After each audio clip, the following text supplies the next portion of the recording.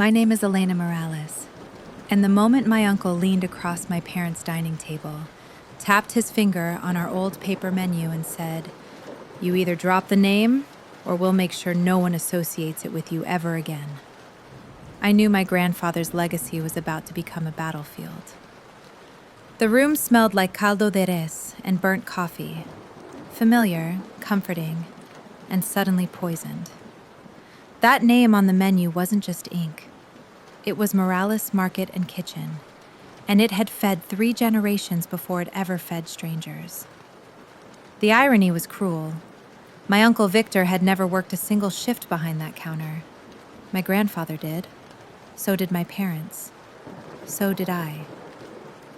I grew up in the back room of that shop on the south side of San Antonio, Texas.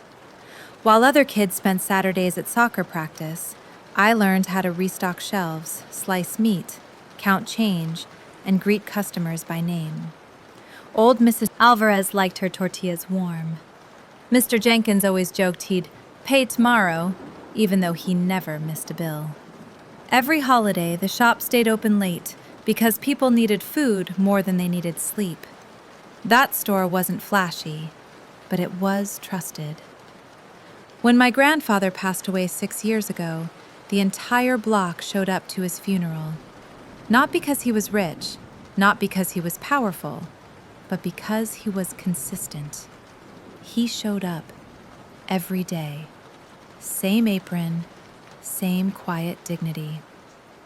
My Uncle Victor showed up late, left early, and spent most of the reception talking about expansion opportunities and brand leverage. At the time, I didn't think much of it. I should have. After my grandfather's death, my parents kept the business running exactly as it always had been.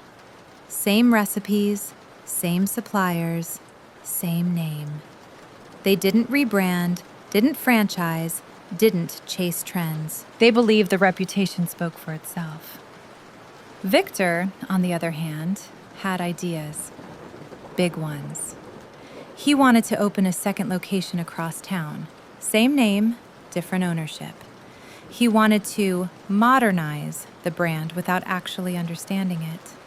He talked about logos, slogans, and influencer partnerships, but he didn't know the customers. He didn't know why the soup tasted the way it did, or why my grandfather refused to cheapen ingredients even when margins were thin. My parents said no. Politely, repeatedly. That's when Victor stopped asking. He started claiming. It began subtly. A Facebook page appeared under the name Morales Kitchen, Official. Then a food truck popped up at weekend events, using our family recipes, loosely inspired by tradition. The signage looked close enough that people started asking us if we'd expanded. We hadn't. Confusion turned into tension. Customers asked why the quality felt different at the new place. Online reviews mentioned inconsistency.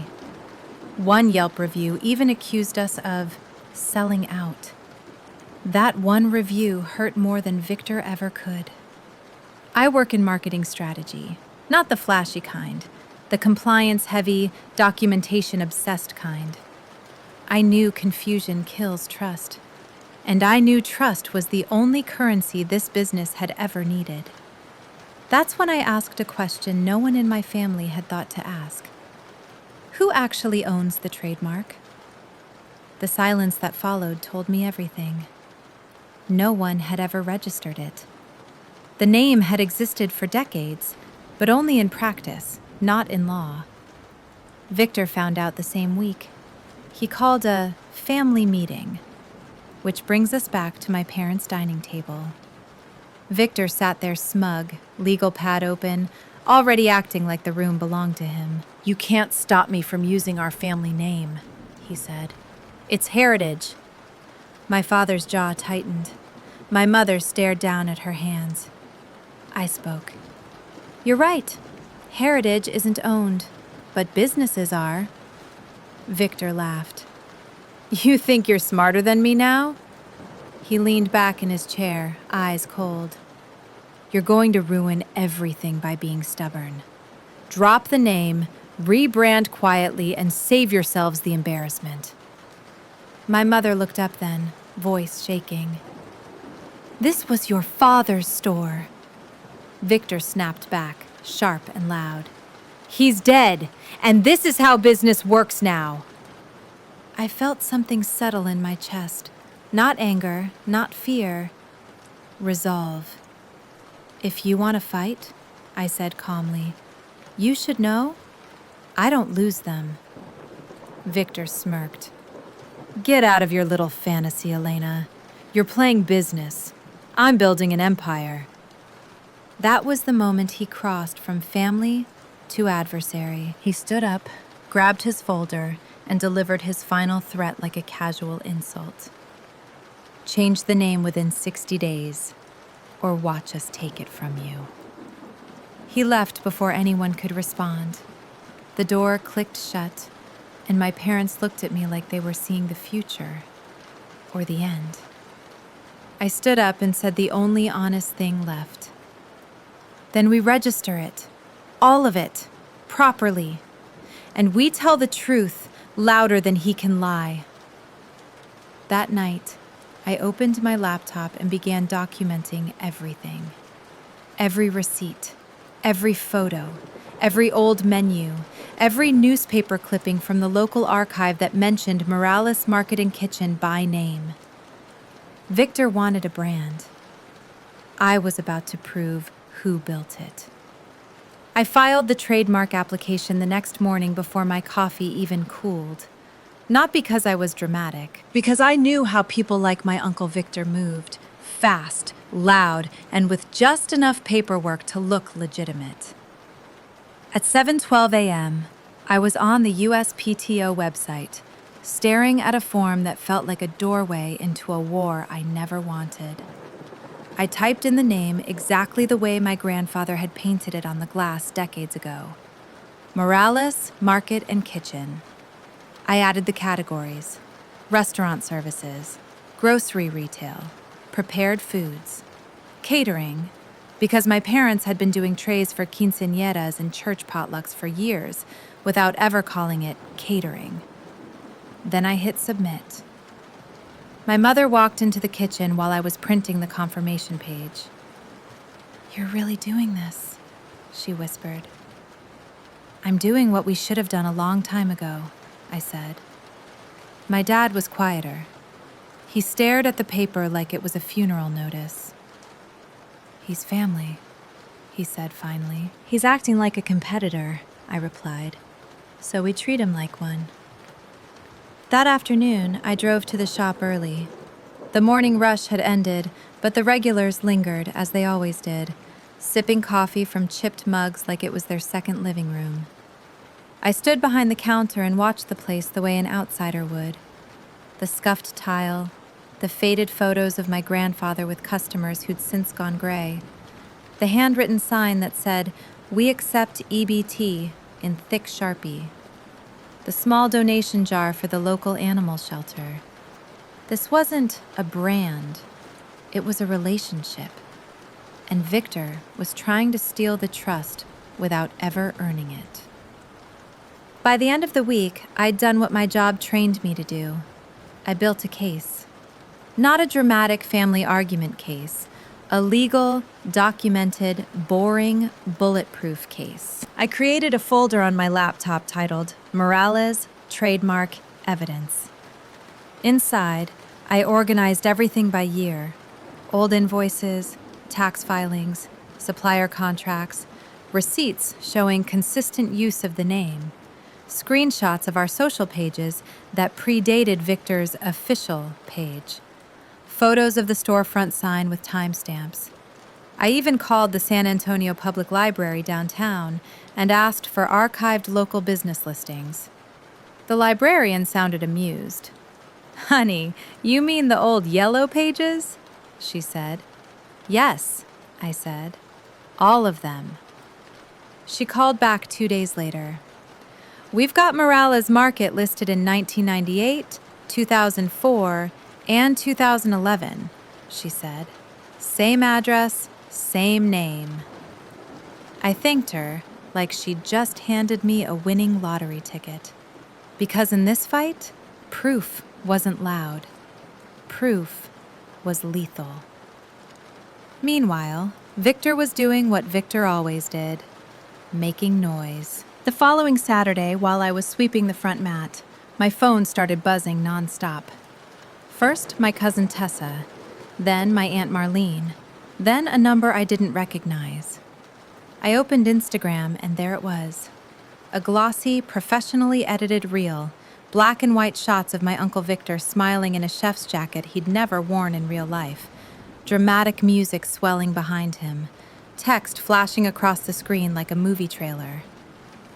A new era for Morales' kitchen. New era? He hadn't built the old one. He was standing in front of a food truck, wrapped in a logo that looked almost identical to ours. Same font style, same color palette, same little flourish under the last name. Under the video, the caption read, "Honoring my father's legacy by bringing Morales' Kitchen to the people. Family recipes, modern vision." And the comments. Oh my God, the comments. "So proud of you for keeping the family tradition alive. Finally, a better location than that old store. Wait, is this the same Morales Market on South Flores?" That last one was a knife. Because people didn't know. Victor had designed it that way. He wanted confusion. Confusion was how he'd siphon loyalty. That night, I drove home and sat with my parents at the dining table again, the same table where Victor had threatened us. I played his reel on the TV. My mother covered her mouth. My father's face went gray. "He's using your grandfather's photo," I said, zooming in. "Look, that's from our wall. He cropped it, but I recognized the frame." My mom's eyes filled. How could he? Because Victor didn't see Grandpa as a man. He saw him as a marketing asset. That was the moment my dad finally stopped defending him as family. "What do we do?" he asked.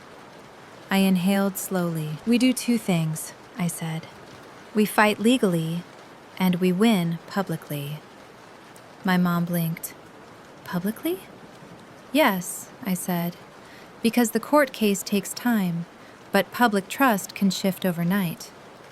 I opened a notebook and started writing like I was building a campaign launch, because that's exactly what it was. Step 1. We needed to protect the name. Trademark filing was started. Next, I emailed a trademark attorney I'd found through a referral network, someone who knew small businesses, not corporate giants. Her name was Rachel Klein, and she responded within an hour. "Elena, this is serious," she wrote. "If he's using a confusingly similar name in the same market, we can pursue a cease and desist, but we need clean evidence of first use and consistent branding." I smiled. I had that evidence stacked like bricks.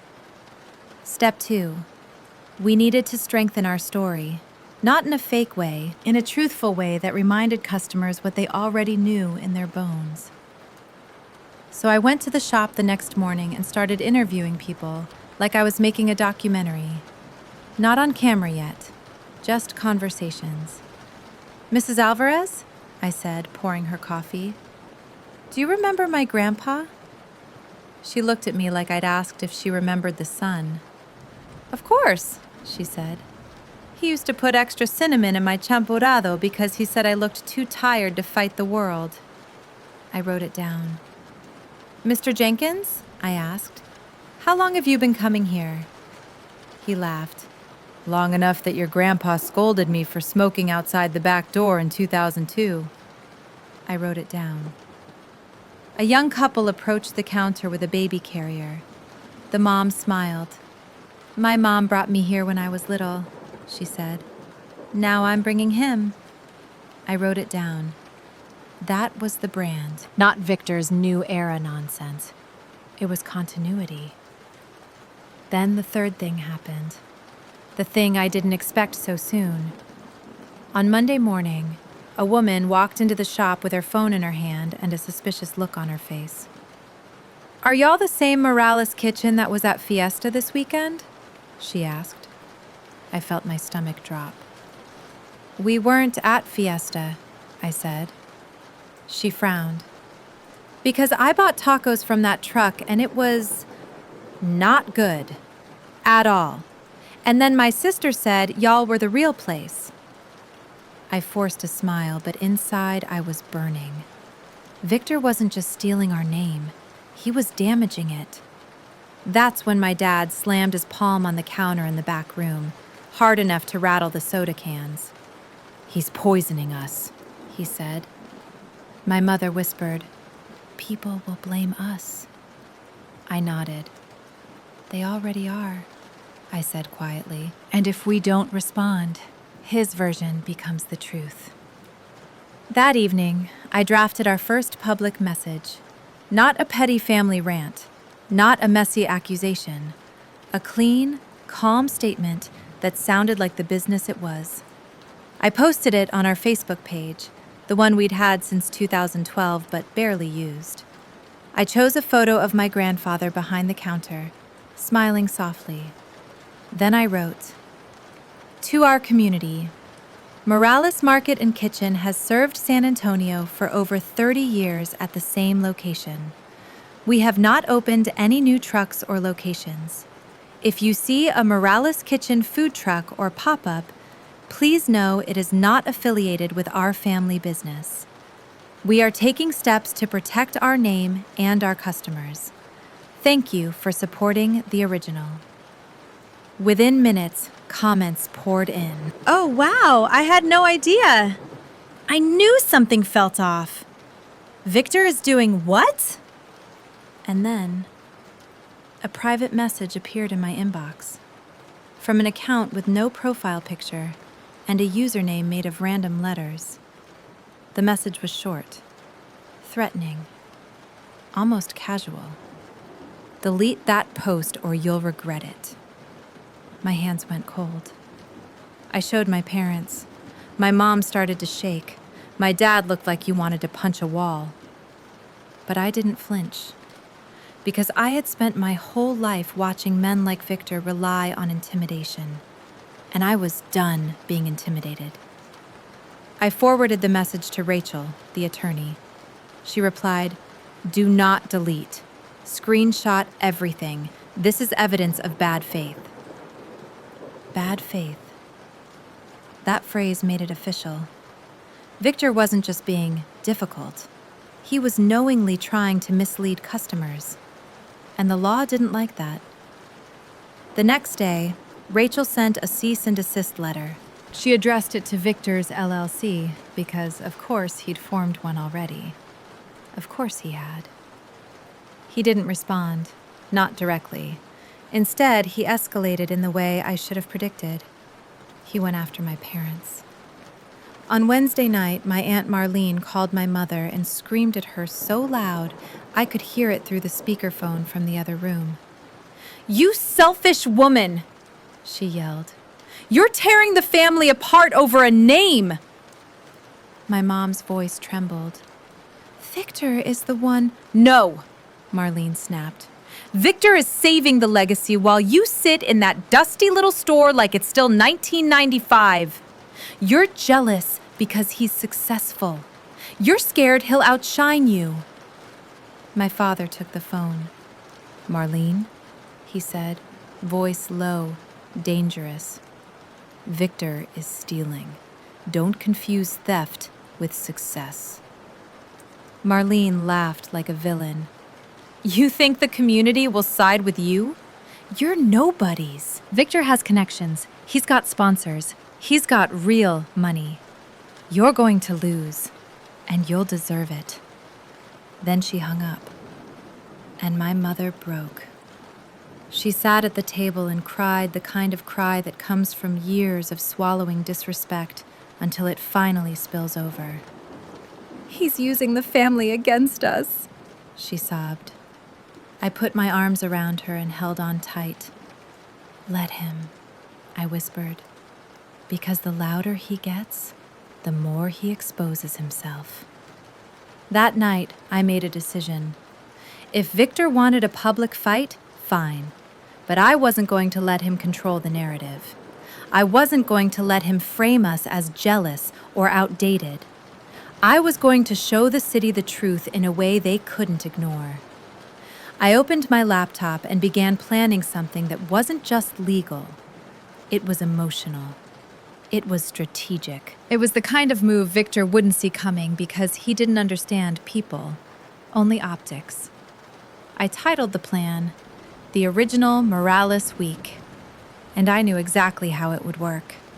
Because when you're fighting for a family brand, you don't just protect the name. You remind everyone why the name mattered in the first place.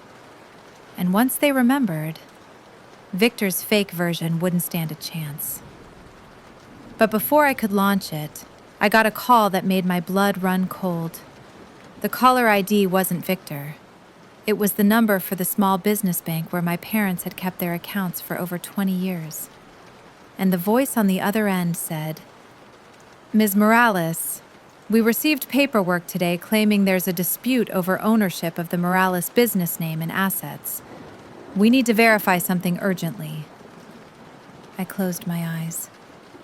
Victor wasn't just playing social media anymore. He was trying to choke us financially. And now, it was going to get ugly. I drove to the bank so fast I barely remember the traffic lights. The building hadn't changed since I was a kid. Same beige brick, same faded flag out front, same manager's office tucked in the back with frosted glass.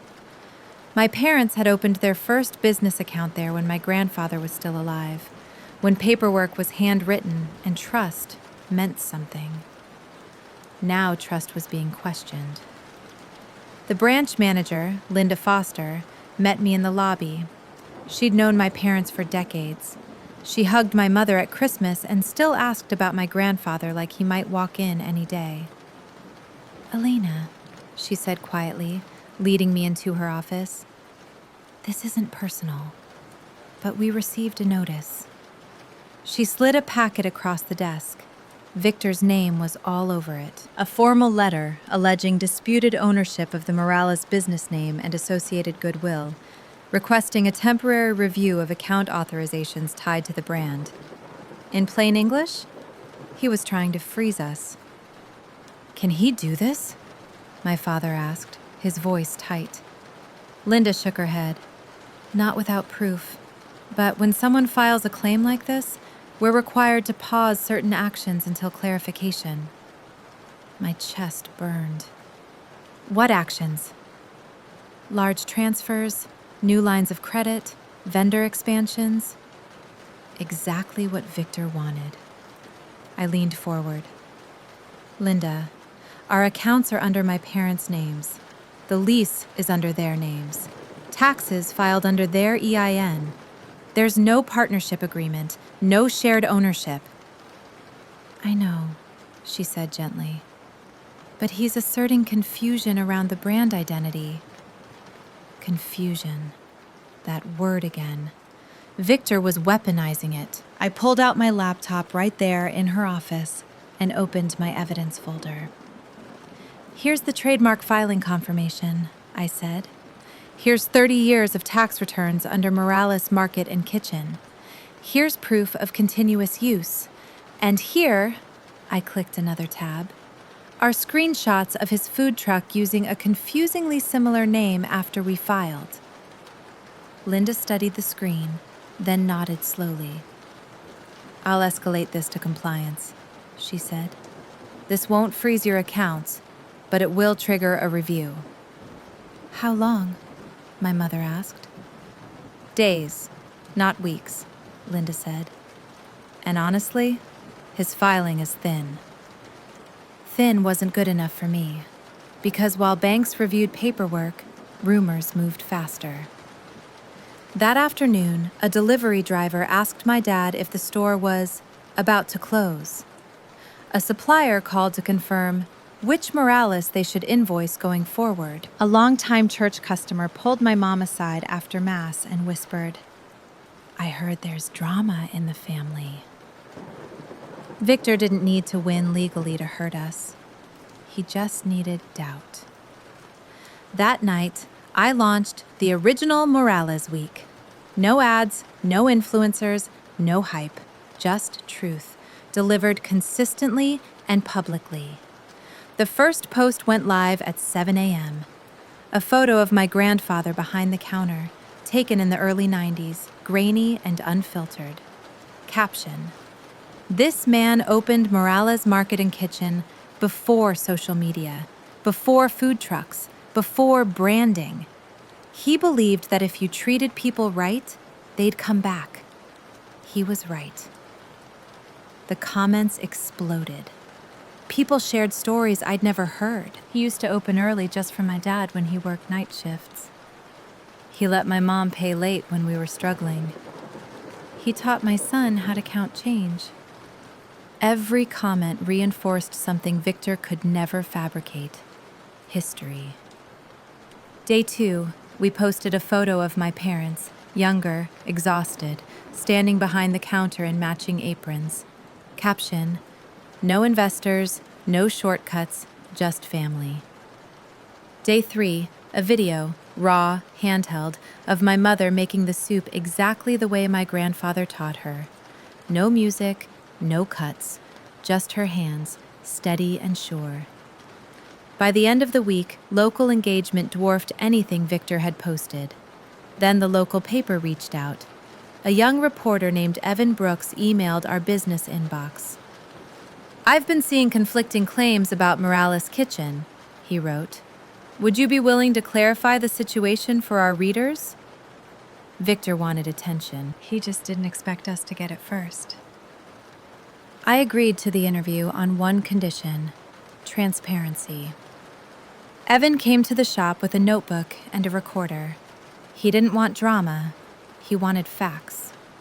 I gave him both. I showed him the trademark filing. I showed him the cease and desist. I showed him side-by-side comparisons of the logos. And then I told him something Victor never would have. "This isn't about expansion," I said. "It's about identity. Customers deserve to know who they're supporting." The article went live 2 days later. Headline: Family Business Fights to Protect Long-Standing Name Amid Brand Dispute. Victor lost his mind. He called my parents that night, not to negotiate, to explode. "You think dragging reporters into this makes you look righteous?" he shouted over speakerphone. "You're humiliating the family!" My father didn't raise his voice. "You humiliated yourself when you tried to take something you didn't build," he said. Victor snarled. "You're nothing without that name. Change it. Rebrand. Get out of my way." That was it. The line he crossed. I stepped forward and took the phone. "Listen carefully," I said, my voice steady, cold. "You don't own this name. You never did. And if you keep using it, the court will make you stop." He laughed, bitter and sharp. "You think a piece of paper beats money?" I replied, "I think evidence beats ego." Silence. Then he snapped, venom dripping. "You've ruined this family. You've always thought you were better than us. Get out of this fight while you still can, or I'll bury you." I didn't shout back. I said one sentence. "You should have walked away when you still had the chance." I hung up. 2 days later, Rachel called. "Elena," she said, "he filed a response to the cease and desist." My stomach tightened. "And he admitted first use after your parents." I laughed, a sharp, disbelieving sound. "He what?" "He tried to argue familial association instead of first commercial use," she said, "which is basically him saying, yes, they used it first, but I'm family." "That's not a defense," I said. "No," Rachel replied. "It's a confession." The USPTO review accelerated. Victor's attorney reached out to Rachel, suddenly polite, suddenly interested in amicable resolution. Too late, because while lawyers talked, customers decided. Victor's food truck reviews tanked. People complained about quality, about confusion, about dishonesty. One comment went viral. "Don't mess with the real Morales. The original is still on South Flores." That comment got shared over 3,000 times. And then, finally, the letter arrived. Certified mail, thick envelope. Rachel forwarded me the scanned copy before the physical one even reached our mailbox. Trademark approved, pending publication. I stared at the words until they blurred. My parents sat at the table, hands clasped. "We did it?" my mom whispered. "Almost," I said. "One more step." Victor had 30 days to formally oppose. He did. Of course he did. He filed an opposition claiming emotional ownership, family legacy, unfair exclusion. Rachel read it and sighed. "This won't hold," she said, "but it will go to a hearing." A hearing meant confrontation, not behind closed doors, on record, under oath. Victor wanted to bully us into submission. Instead, he'd forced himself into a room where lies mattered. And the night before the hearing, my Aunt Marlene showed up at our door. Unannounced, unwelcome. She stood on the porch, arms crossed, eyes sharp. "You still have time to stop this," she said. "Withdraw. Let Victor have the name." My mother shook her head. "No," she said softly. Marlene's face twisted. "You're destroying the family over pride." I stepped forward. "No," I said. "We're protecting what was stolen." Marlene sneered. "You think you're some hero now? You're just a stubborn woman who can't accept change." I met her gaze. "And you're enabling theft because it's easier than telling him no." Her voice rose. "You've always been difficult, always acting like you run things. This is why people don't like you." I didn't flinch. "Then leave," I said. "We're done listening." She stared at me, shocked. Then she spat. "Don't come crying when this costs you everything." She turned and left. I closed the door and locked it. The hearing was in 3 days, and for the first time since this started, I felt calm. Because the truth wasn't just on our side. It was documented, signed, witnessed. And when Victor finally had to answer questions under oath, there would be nowhere left to hide. The hearing room was smaller than I expected. No dramatic courtroom, no wooden benches full of spectators, just a long table, a seal on the wall, and a woman in a navy suit who looked like she'd heard every excuse men like my Uncle Victor had ever tried to sell. Victor arrived 10 minutes late. Of course he did. He wore a tailored blazer, no tie, the kind of outfit meant to signal confidence without respect. His attorney whispered to him urgently as they sat down. Victor nodded, smirking, like this was all a formality, like we were an inconvenience. My parents sat beside me, hands folded. My mother wore the same gold cross she'd worn every day since my grandfather died. My father's posture was rigid, controlled. I wasn't nervous. I was ready. The administrative judge opened the session calmly, almost bored. "This is a trademark opposition hearing regarding the mark Morales Market and Kitchen," she said. "We will establish priority of use, likelihood of confusion, and good faith." Good faith. That phrase again. Victor's attorney went first. He painted a story about family legacy, emotional ties, generational rights. He spoke about how Victor had honored his father by expanding the name to a modern audience. He avoided dates.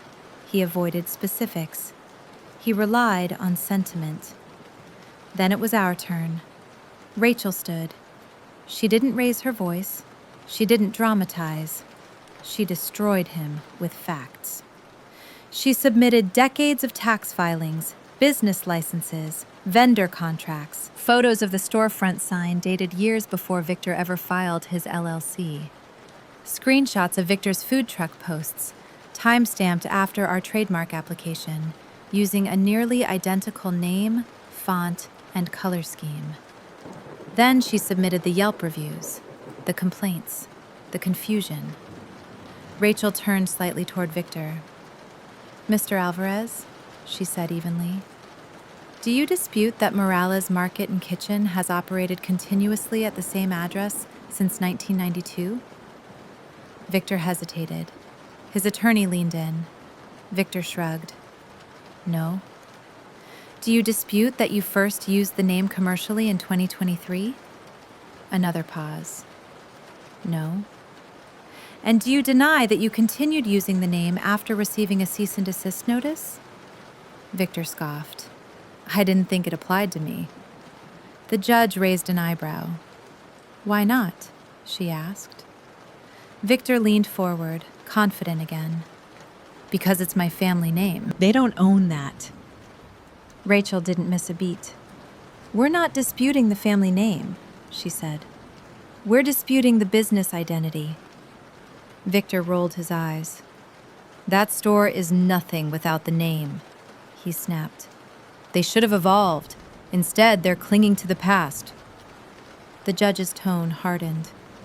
"Mr. Alvarez," she said, "this is not a philosophy debate. This is about consumer confusion and first use." Victor opened his mouth again, and that's when Rachel delivered the final blow. "Your Honor," she said, "we'd like to submit Exhibit 42. She projected a screenshot onto the screen. It was the message Victor had sent anonymously. "Delete that post or you'll regret it." The room went still.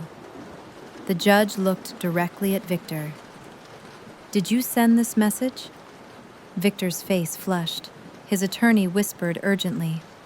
Victor exhaled sharply. "Yes." Rachel nodded. "No further questions." Victor slumped back in his chair, the smirk gone. The judge didn't deliberate long. Her ruling was clear, direct, and devastating. "The evidence establishes clear priority of use by the Morales Market and Kitchen operated by the applicants. The opponent's use of a confusingly similar mark constitutes bad faith. The opposition is denied."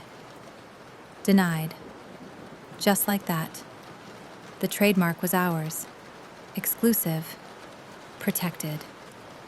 Victor stood up abruptly, chair scraping loudly. "This is bullshit," he muttered. The judge didn't even look at him. "Mr. Alvarez," she said coolly, "any further use of the mark may subject you to legal penalties." Victor stormed out. He didn't look at us. He didn't say goodbye. He didn't apologize. He didn't have to. The loss spoke for him. Within a week, the USPTO publication went live. Within 2, Victor's food truck disappeared. Within 3, the local paper ran a follow-up piece. Headline: "Original Morales Business Secures Trademark, Ends Brand Confusion." Customers flooded back, not because they felt sorry for us, but because clarity felt good. Sales stabilized, then climbed. Suppliers relaxed. The bank lifted its review without another word. And something unexpected happened. People thanked us. Not for winning, but for standing our ground. A woman approached my mother at the counter one afternoon and said, "I'm glad you didn't let him erase you." That night, my parents and I sat at the dining table again. The same table, but the air was different, lighter. My father cleared his throat. "I should have protected this sooner," he said quietly. My mother squeezed his hand. "We protected it now." Victor didn't call, neither did Marlene. Family gatherings grew smaller, quieter. healthier. A month later, I filed the paperwork to expand, but carefully. Same recipes, same standards, same name. Not to chase ego, to honor continuity. Because a brand isn't built by noise. It's built by showing up, every day, doing the work, letting the truth last longer than lies. Victor tried to steal a name. What he didn't understand was that the name was never the power. The people were. And when the dust settled, the city remembered exactly who had fed it all along.